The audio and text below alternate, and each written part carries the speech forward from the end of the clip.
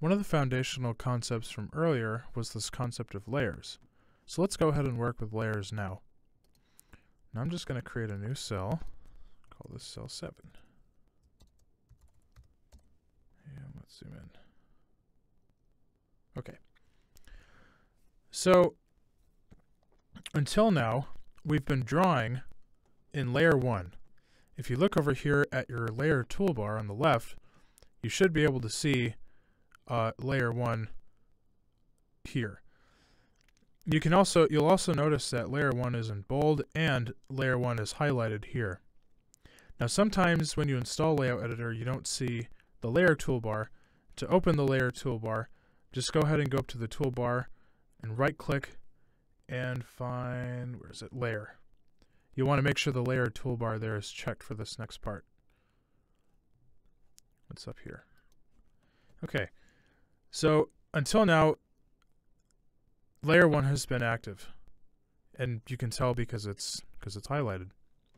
So I'm going to go ahead and draw a box and go ahead and follow along with me. So as I draw my box, it's done so in the active layer, right?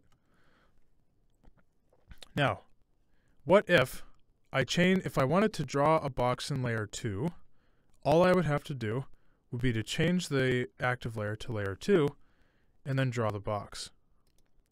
And now you can see when we change the layer, the object gets placed into that layer by default.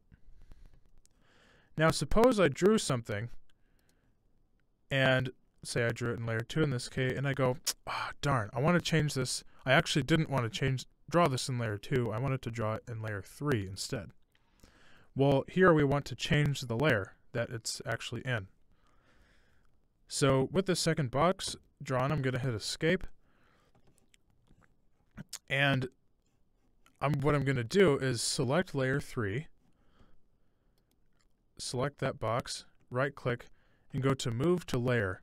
Now when you see move to layer, when you right click on the object, it'll move the object to the active layer. So if I click move to layer with layer 3 active, it'll move this guy to layer 3. Layer 3 is in blue, it's a little hard to tell there, but that's what it is. So if we right click and move to layer, it'll move the object to the active layer. Now there's another way to do that too, a slightly different way. Let's go ahead and draw another box.